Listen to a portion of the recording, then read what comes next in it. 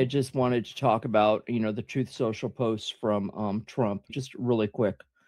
Hmm. He first posted, about how he wanted reparations for, all the troops and all Iranians, killed, over the past 50 years. And then Hmm. he added, Yemen, etc. Basically, everyone who's been killed by the Islamic regime over the last 50 years. And he reiterated that again today, it looks like. And I've watched, I think, 3 or 4 clips so far on the news, and every single clip has, addressed this morning. And I just wanted to say that I think this is really important because it's shifting, the focus. Yes. So we have a lot of Americans, that celebrate the death of our soldiers, leftists. I mean, literally celebrate, right? However, we do have a lot of leftists that are, silent, sitting on the fence. We have a lot of rightists that are pretty quiet. My personal opinion with this being brought out in the open like this, I mean, this is not only a challenge to the Islamic regime, but it's also a challenge to our own people, those of us that are Americans, to make a choice. Are we going to support, our troops? Are we going to support, freedom? Or are we going to continue to, fight and disapprove of the war just because our oil prices are a little too high? And I just wanted to bring that up that I think that that's a really important strategy, that's been brought up to the table. So I agree from a slightly different perspective. I think the Trump. First of all, let's see if I can find the post so I can read it. Um, because it's important to have context. He also mentioned the 54,000 Iranians who were killed, and they should also be paid reparations. So Yes, all Iranians from now all the way 50 years. I mean, yeah, can you imagine the numbers that we're talking about? yeah, I mean, I think that's that's a fantastic thing that he did. And it brought light to the Iranians. I mean, now yes. every news broadcaster, are going to be obviously negligent if they don't at least broadcast something about the protests. I'll Yes. shut up. So they're already negligent because they haven't really talked about it enough.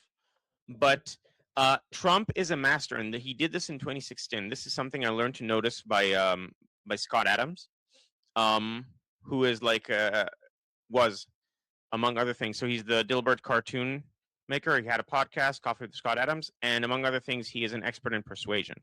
The science of persuasion. I read some books about persuasion based on his recommendation by Robert Cialdini, who's like the main researcher of persuasion.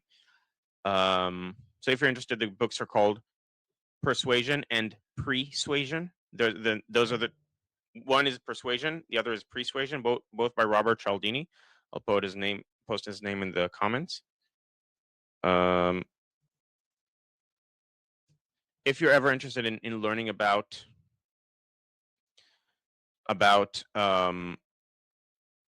persuasion and influence, I highly recommend his work. So Trump is a master of framing the conversation, and he did this very effectively in 2016, and is doing this now with this point. So this is there are several tactics here. I'm not going to go through all of them, but I'll quickly read it. So I see that representatives of the Islamic Republic of Iran are asking for compensation for the damage done to them during the last 5-month military conflict. Started because they will not have a nuclear weapon, even though it was never mentioned in any of our negotiations or meetings. But it is an interesting idea because now I'm likewise demanding compensation from Iran for all the people they have killed and gravely wounded, very important to also include the gravely wounded, with the roadside bombs and many conflicts for which they are famous, as led initially by General Soleimani, including the families of those killed on the USS Cole and thousands of others killed in combat. Additionally, compensation should be paid to the families of the hundreds of thousands of innocent protesters that Iran has killed over the last 50 years, not to mention the 52,000 that have been killed in the last 5 months. I've instructed my representatives to put this firmly into any and all future negotiations. Thank you for your attention to this matter, President Donald J. Trump.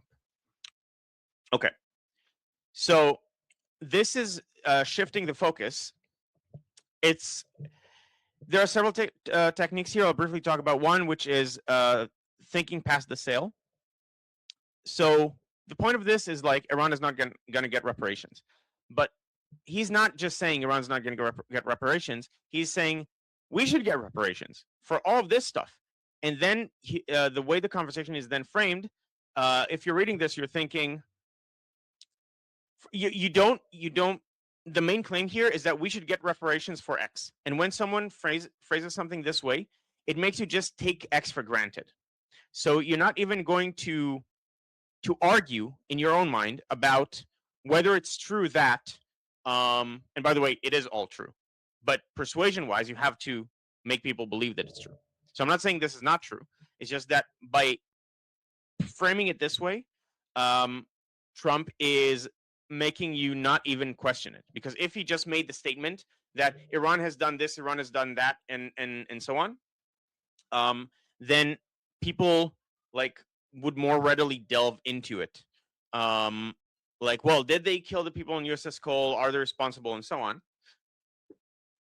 Instead, by saying we're going to get reparations for this, then you're already accepting the underlying facts and the question is then, well, should we get reparations for this? And not to mention, you're way past Iran should get reparations from us. So that's a little framing technique that he uses a lot. And yes, I think it's very important that he wrote this because it's an important statement. And then if the news, another aspect is that like manipulating media. If he makes a bombastic statement, everyone's going to report on that statement. If that statement also includes information that's important for people to hear, for example, Iran has killed 50,000 of its own people in the last 5 months, over 50,000, then it forces the media, it forces it into the news cycle and into what's being talked about.